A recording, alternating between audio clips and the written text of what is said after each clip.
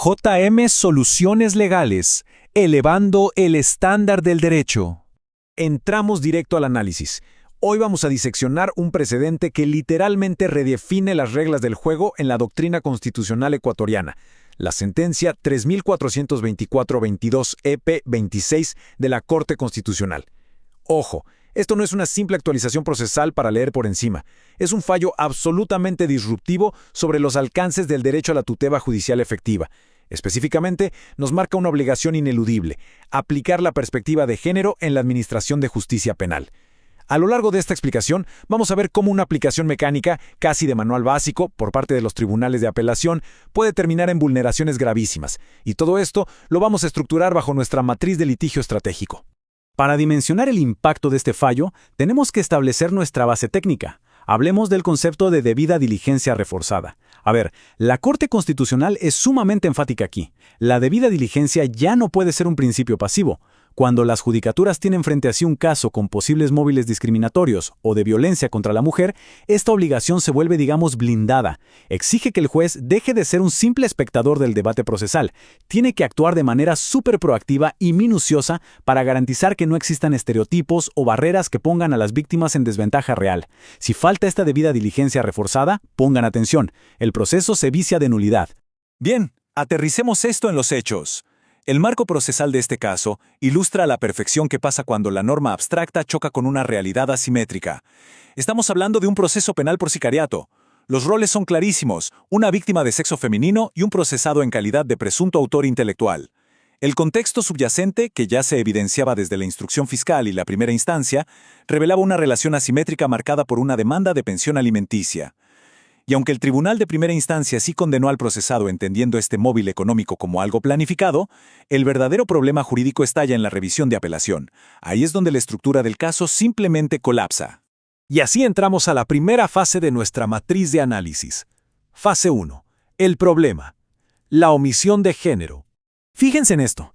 El error forense crítico ocurre exactamente cuando el tribunal de alzada opera con una ceguera contextual absoluta.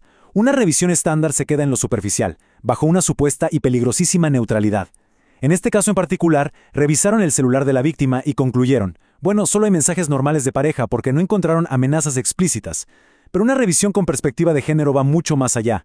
Te exige comprender las dinámicas de poder asimétricas, entender que en contextos de violencia basada en género, las amenazas no siempre son un mensaje de texto directo, operan a través de estructuras de intimidación y coerción económica.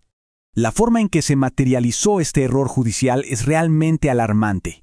El Tribunal de Apelación cometió la grave falla técnica de descartar los motivos económicos que estaban de fondo. Había testimonios desde el inicio que mostraban un patrón perturbador: la idea de que evadir el pago de la pensión alimenticia mediante violencia letal era, sistemáticamente, una salida más barata que cumplir la ley. Increíble. Pero el juez de alzada minimizó todo esto a un simple conflicto de pareja. Al desestimar que el tema de alimentos era un claro indicador de violencia patrimonial y psicológica, la autoridad validó una barrera de acceso a la justicia y fracasó rotundamente en su deber de analizar el panorama completo. Y aquí es donde la Corte Constitucional traza una línea roja. Es absolutamente crucial que entendamos esto con rigor jurídico ejecutivo. La perspectiva de género no es un favor, no es una concesión, no es discrecional, no flexibiliza el estándar de la prueba ni debilita la presunción de inocencia, para nada. Al revés, exige un nivel de análisis jurisdiccional muy superior. Nos obliga a identificar cómo aplicar una norma neutral a una realidad que ya es desigual, genera resultados injustos. Este enfoque es un mandato, una obligación ineludible cuando el caso muestra elementos razonables de subordinación o violencia estructural. Lo que nos lleva directo a la segunda fase de nuestra matriz: el riesgo, nulidad e impunidad. Las consecuencias de omitir este análisis no son un simple discurso, el impacto procesal es catastrófico. Si un operador judicial decide ignorar el contexto de desigualdad, está liquidando fatalmente la validez jurídica de todo el proceso. Ignorar el enfoque de género deviene en una vulneración directa a la tutela judicial efectiva. El resultado: la Corte ordenó retrotraer el caso y anuló el fallo viciado para corregir la omisión. Y ojo, el riesgo trasciende perder el caso. Se ordenó explícitamente a la Fiscalía General evaluar la conducta de los funcionarios que actuaron mal para aplicar sanciones disciplinarias. La impunidad procesal por ceguera estructural ya no es algo que el sistema tolere. Frente a este altísimo nivel de exigencia jurisprudencial, activamos la tercera fase. Estrategia JM, litigio disruptivo. Escuchen bien. El litigio tradicional y pasivo está completamente obsoleto para casos de esta complejidad. La ejecución táctica de élite requiere pasos precisos. Primero, hay que invocar los estándares de debida diligencia reforzada y el manual de perspectiva de género desde el día 1, desde la instrucción fiscal. Segundo, tienen que exigir y producir prueba contextual. Un análisis forense de WhatsApp no es suficiente. Se deben solicitar pericias psicosociales y de violencia económica. Y tercero, ejercer un control implacable sobre la imparcialidad del juez. Si la autoridad muestra sesgos o estereotipos, hay que activar inmediatamente los mecanismos de excusa o recusación para blindar la integridad del proceso. Este marco técnico, que ahora es obligatorio dominar, está codificado en el Manual de la Corte Nacional de Justicia. Los criterios obligan a la defensa a argumentar basándose en identificar con total precisión las asimetrías de poder entre las partes, hacer pedazos cualquier estereotipo al momento de valorar la prueba, y fundamentalmente obligar a la judicatura a cuestionar esa aparente neutralidad de la ley aplicable, evaluando siempre el impacto diferenciado que su decisión va a tener sobre la parte vulnerable.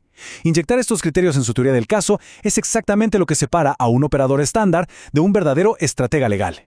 Para cerrar nuestro análisis técnico, quiero dejarles una pregunta de altísima complejidad, una verdadera brecha estratégica en la práctica forense actual.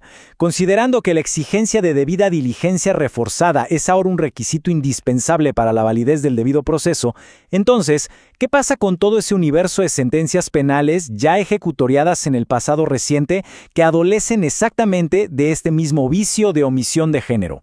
¿Estamos ante una vía excepcional para revisar casos donde la justicia operó con los ojos vendados? Es un escenario de litigio totalmente inexplorado, pero que sin duda va a redefinir el concepto de cosa juzgada material en los próximos años. Piénsenlo. JM Soluciones Legales, donde la práctica jurídica evoluciona. Suscríbete y forma parte de la evolución.